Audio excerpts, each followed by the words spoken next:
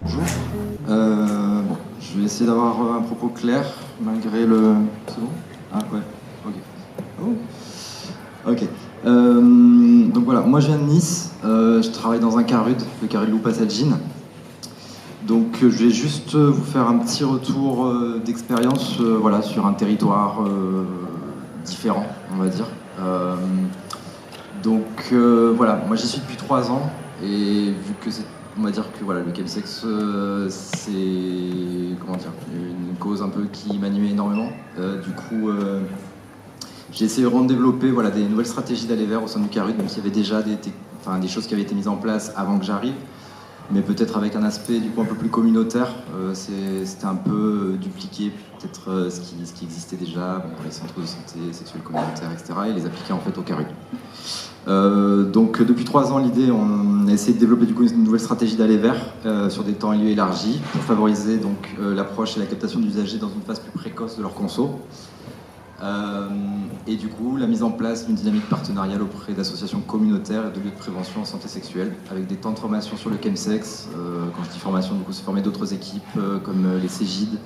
On intervient aussi dans des maisons de santé, voilà, en XAPA.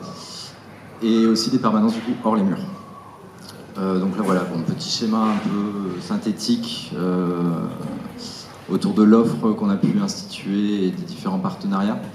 Donc concernant l'offre, pour retravailler l'aller vers, en fait, vu que c'est des usagers qui sont principalement donc, avec un domicile, un travail, une vie sociale à la base, on va les rechercher plutôt donc, sur les applis de rencontre, mise à disposition de la messagerie instantanée pour les premiers échanges, parce que le premier contact peut être très difficile finalement pour ces gens-là. Venir sur un CARUD, c'est pas si simple, en particulier s'ils sont pas injecteurs, même pour de l'analyse de produits. Voilà, c'est un premier pas qui peut être un peu stigmatisant.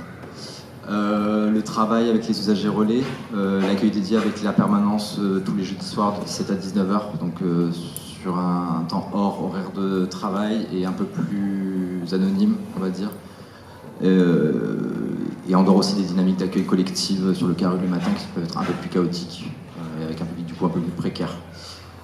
Et on notera aussi surtout ce qui a vraiment bien marché, c'est le fait d'avoir un référent professionnel qui est identifié, c'est-à-dire qu'orienter quelqu'un en donnant voilà, un prénom, exactement, savoir à qui ils doivent s'adresser, ça peut faciliter l'approche quand il se présente.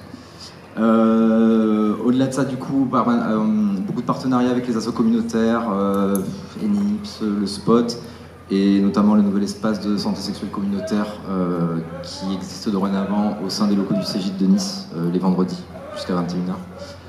Et aussi du coup des interventions en sex club, ce qu'on appelle vulgairement les baracus. C'est pas là qu'on va retrouver le plus d'usagers souvent, parce qu'en fait le thème de la conso au sein de ces établissements c'est compliqué. Les patrons en général ils aiment pas trop ça. Aux dernières nouvelles par exemple, ils en sont arrivés à retirer les poignées de porte des toilettes pour éviter que les mecs s'injectent ou consomment. Voilà, récupérer un flyer ou discuter conso dans ce type d'établissement, des fois ça peut être un peu difficile. On peut être présent aussi pas mal sur le milieu festif légal, donc milieu festif type plus à orientation communautaire, LGBT, mais aussi au niveau de la scène techno. Et enfin proposer du coup dépistage et traitement IST, hépatite C, accès à la PrEP aussi depuis juin 2021 avec possibilité de primo-prescription par notre médecin généraliste, et aussi dans le cadre d'usagers qui peuvent être en rupture de suivi, qui veulent plus aller en service de maladies infectieuses ou en CEGID. J'ai eu pas mal d'usagers injecteurs qui avaient un peu honte en fait, qui ne parlaient pas en fait à leur médecin de leur consommation et qui du coup prenaient la PrEP sans avoir trop de suivi trimestriel, avec quand même pas mal de prises de risque par moment. Voilà. Donc oui aussi, bon forcément on propose de l'accompagnement à l'injection quand c'est possible. Le truc c'est quand je propose ça à un mec, il me dit ouais mais bon, donc après en gros il aura envie de baiser, donc du coup c'est un peu compliqué. L'analyse de produits par spectrométrie infrarouge, c'est une bonne carotte finalement, notamment pour les usagers qui sont plus dans des pratiques sniff, plug. Voilà, essayer de les informer autour de ce qu'ils consomment et faire en sorte qu'ils s'y intéressent en fait.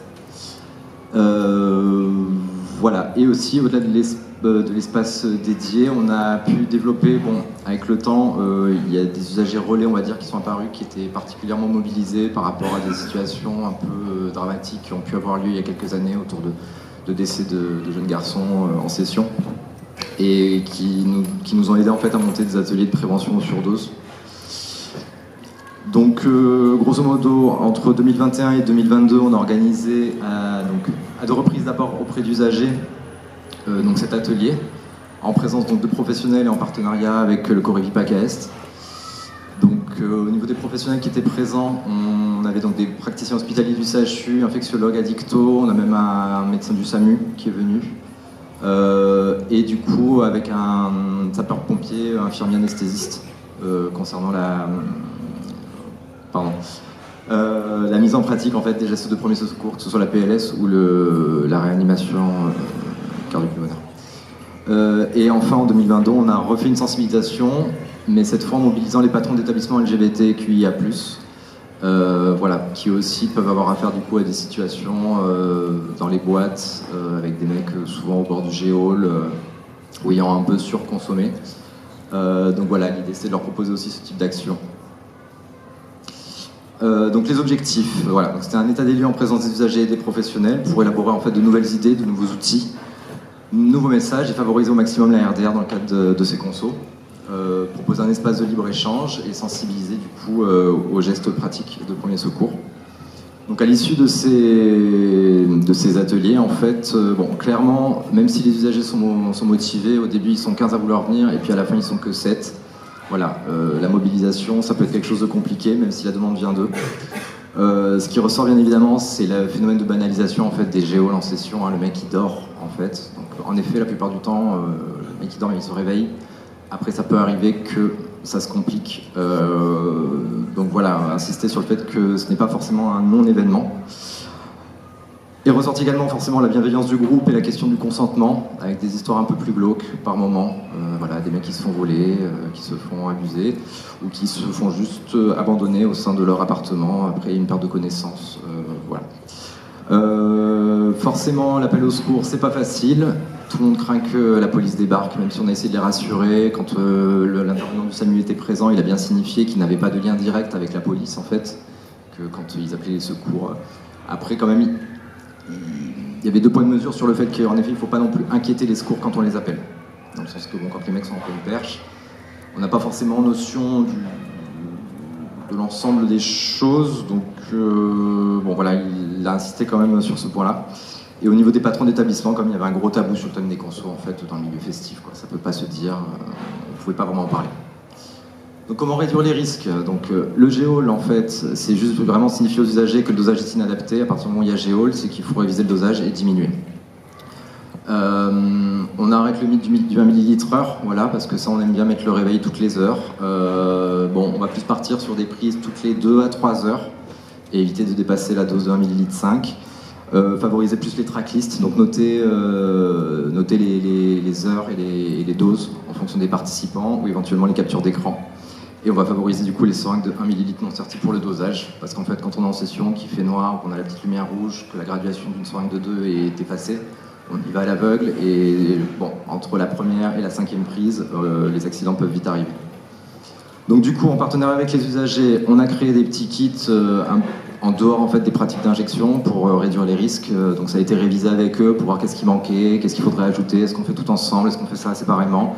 Donc à gauche, le kit pour doser le GHB avec un petit flacon doseur qui est gradué à 1,5 ml pour le dosage des produits liquides ou mettre les produits en poudre.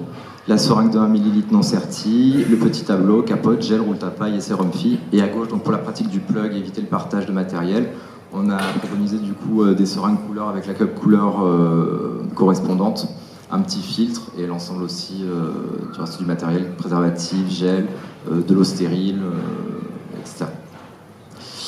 Depuis tout à l'heure, on parle un peu, ouais, je me dépêche. Le kit mat, voilà, c'est juste pour que vous puissiez vous présenter un peu l'outil. Voilà, il y a plusieurs intervenants qui ont pu en parler. Donc voilà, le spray nasal, c'est celui-là, vous pouvez le retrouver sur le site de l'association Safe. Aussi, il y a cet outil qui existe pour tout ce qui est consommation de méthamphétamine. Voilà, la pipe universelle. Enfin, on a du coup constitué aussi un petit flyer format CB avec les usagers en partenariat avec la Corévie et Objectif SIDA Zéro Nice Alpes-Maritimes. Donc l'idée c'était 10 petites règles pour les usagers concernant une bonne pratique RDR lors des sessions, l'ensemble des lieux ressources avec les contacts nécessaires en cas de besoin pour que la personne, en fonction de ses besoins, puisse sache où aller, où sont les distributeurs, où sont les CARUD, l'EXAPA, etc.